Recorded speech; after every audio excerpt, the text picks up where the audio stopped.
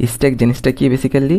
Stack জিনিসটা হচ্ছে হলো ওয়ান কাইন্ড অফ অ্যারে, কিন্তু অ্যারে আর স্ট্যাকের মধ্যে একটা ডিফারেন্স হচ্ছে হলো অ্যারেতে আপনার সাইজটা ডিফাইন করে দিতে হবে। আপনি যখন অ্যারেকে ডিক্লেয়ার করেন তখন কত সাইজের অ্যারে নেবেন সেটা কিন্তু আপনি ডিক্লেয়ার করে দিতে হবে, কিন্তু স্ট্যাকে আমাদের এই মেমোরি সাইজটা ডিক্লেয়ার করে দিতে হয় না। স্ট্যাক হচ্ছে one kind of dynamic array. Dynamic array বলতে এখানে বোঝানো হচ্ছে যে কি আপনার স্ট্যাকের সাইজটা অলওয়েজ ডাটার উপর ডিপেন্ড করে বাড়বে অথবা কমবে। অর্থাৎ আপনি 2টা ডাটা নিলেন তাহলে স্ট্যাকের সাইজ অটোমেটিক্যালি 2 হয়ে যাবে, আপনি 3টা ডাটা নিলেন তাহলে স্ট্যাকের সাইজ অটোমেটিক্যালি 3 হয়ে যাবে। তো এখান থেকে আপনাকে আগে থেকে ডিফাইন করে দিতে হচ্ছে না যে কত আপনার সাইজ স্ট্যাকের। ইভেন আপনি যদি একটা ভ্যালু ডিলেটও করে দেন সেই ক্ষেত্রেও কিন্তু আপনার স্ট্যাকের সাইজ অটোমেটিক্যালি 2 হয়ে যাবে, আরেকটা ডিলেট করে দিলে অটোমেটিক্যালি 1 হয়ে যাবে। ওকে, তো এটা ছিল স্ট্যাক। এখন স্ট্যাকের সম্পর্কে আরও কিছু ইনফরমেশন আছে, সেটা হচ্ছিল স্ট্যাক একটা রুলস ফলো করে, সেটা হচ্ছিল first in last out buffer. এটা বা আপনি বলতে পারেন last in first out, last in first out LIFO, okay, অথবা first in last out. Okay, তো এই রুলসটা কি সেটা আমরা বুঝবো। এখানে দুইটা রুলস মনে রাখেন, যে দুটো রুলস। তো সবার আগে আমরা একটু একটা রিয়েল লাইফ সিনারির মাধ্যমে স্ট্যাকটা বোঝা ট্রাই করি, তারপরে আমরা এইটা দেখবো যে কি এটা কীভাবে এই স্ট্যাকের মধ্যে ইমপ্লিমেন্ট করা হয়েছে।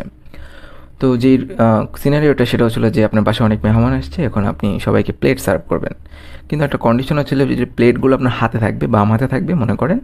এখন আপনাকে একটা একটা করে সার্ভ করতে হবে, আপনি প্লেটগুলো কোথাও রাখতে পারবেন না। আপনার বাম হাতের ওপর মনে করেন, এই যে আপনার হাতের ওপর মনে করেন আপনার এই সবগুলো প্লেট আছে। তো ভালো কথা, এখন আপনি যখন সার্ভ করবেন তো লজিক্যালি আপনি কোন প্লেটটা আগে সার্ভ করবেন? আপনি কি নিচের প্লেটটা বা মাঝখান থেকে প্লেট টান দিবেন? টান দিলে কিন্তু পড়ে যাবে, সেই ক্ষেত্রে কি আপনার লস না? তো সিম্পল কথায় আমরা যেটা বোঝাতে চাচ্ছি যে আপনি প্লেট যদি সার্ভ করেন লজিক্যালি আপনি সবার উপরের যে প্লেটটা থাকবে, সবার উপরে যে প্লেটটা থাকে সেটাকে সার্ভ করবেন। মাঝখান থেকে এই বা নিচে থেকে এতটুকু পর্যন্ত কিন্তু আপনি সার্ভ করবেন, একটা একটা করে কিছু সার্ভ করবেন যেহেতু। সুতরাং একটা সার্ভ করার পরে পরের প্লেটটা, পরের প্লেটটা, পরের প্লেটটা, তার মানে উপরের দিকে যে প্লেটটা থাকবে সবসময় সেটাই সার্ভ করবেন। ঠিক একইভাবে আমরা যখন স্ট্যাক থেকে কোনো ভ্যালুকে ডিলিট করতে চাই তখন আমরা সবার উপরে যে ভ্যালুটা থাকে সেটাকে ডিলিট করি, ঠিক আছে?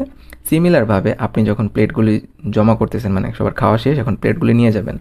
এখন আপনার হাতে অলরেডি অনেকগুলো প্লেট আছে, এখন প্লেট যখন টেবিল থেকে উঠাবেন, উঠানোর পরে প্লেটটা কোথায় রাখবেন? প্লেটটা কি সবার নিচে রাখবেন নাকি মাঝখানে রাখবেন? লজিক্যালি কিন্তু আপনি একটা প্লেটের উপরই আরেকটা প্লেট রাখবেন, আপনি কিন্তু মাঝখানে ঢোকাতে গেলে আপনার প্লেটগুলি পড়ে যাবে। তো সেই ক্ষেত্রে এখানে কি হচ্ছে, এখানে হচ্ছে যে লাস্ট ইন ফার্স্ট আউট বা ফার্স্ট ইন লাস্ট আউট। এখন এই ফার্স্ট ইন লাস্ট আউট এবং লাস্ট ইন ফার্স্ট আউট কীভাবে এখানে ইমপ্লিমেন্ট হচ্ছে আমরা এই সিনারিওর মাধ্যমে বুঝবো। তো আমরা স্ট্যাকের বেলায় কী বুঝলাম? স্ট্যাক হচ্ছিল আপনি যেই কোনো ভ্যালু যদি ইনসার্ট করতে চান সেটা কি আপনাকে একদম ফার্স্ট ব্লকে করতে হবে, আর যদি আপনি ডিলেটও করতে চান ফার্স্ট ব্লক থেকে ডিলিট করতে হবে। যেমন এখানে দেখেন এটা ছিল একটা স্ট্যাক মেমোরি বা একটা স্ট্যাক, যেখানে আমরা দেখতে পাচ্ছি অলরেডি একটা ডেটা আছে। এখন আপনি একটা নতুন ডেটা যদি এখানে ইনসার্ট করতে চান আপনাকে এটার উপরেই করতে হবে, অর্থাৎ এই পোর্শনে একটা নতুন ব্লক ক্রিয়েট করে করতে হবে। আপনি চাইলেও 1-এর নিচে করতে পারবেন না স্ট্যাকের বেলায়। ওকে, তো এটাই বলতেছিলাম ফার্স্ট ইন লাস্ট আউট। সিমিলারভাবে এখানে 3 আসছে, 4 আসছে, 5 আসছে, খেয়াল করছেন 1-এর উপরে 2, 2-এর উপরে 3, 3-এর উপর 4। আপনি চাইলেও মাঝখানে কোনো ভ্যালু ইনসার্ট করতে পারতেছেন না বা শেষের দিকে কোনো ভ্যালু ইনসার্ট করতে পারতেছেন না, আপনাকে করতে হচ্ছে কি সবার উপরে। এখন আসেন যে কি আপনার কোনো ভ্যালু যদি আপনি ডিলিট করতে চান তাহলে সেটা কীভাবে করবেন? কোনো ভ্যালু ডিলিট করতে চাইলেও এই প্লেটের সিনারিওটাই আমাদের ইমাজিন করতে হবে, যে এই যে বের করে দিচ্ছেন না, সেই ক্ষেত্রে কি উপরের দিকে যে ভ্যালুটা থাকবে সেটাকে আগে ডিলিট করতে হবে, তারপরে এটাকে ডিলিট করতে হবে, তারপরে এইটাকে, তারপরে এটাকে, এভাবে করে আপনাকে উপরের দিকে যে ভ্যালুটা থাকবে সেটাকে ডিলিট করতে হবে। এখন স্ট্যাকের বেলা একটা জিনিস খেয়াল করছেন যে আপনার সবার আগে যে ডেটাটা আসছে সেটা কিন্তু সবার শেষে আপনাকে ডিলিট করতে হচ্ছে।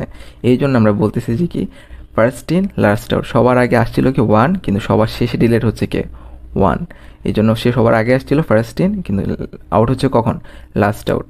ওকে, আর যে সবার শেষে আসছিল যে 5, সে কি সবার আগে যাচ্ছে না, মানে তার মানে সবার শেষে আসছে তাকে আমরা বলতেছি লাস্ট ইন।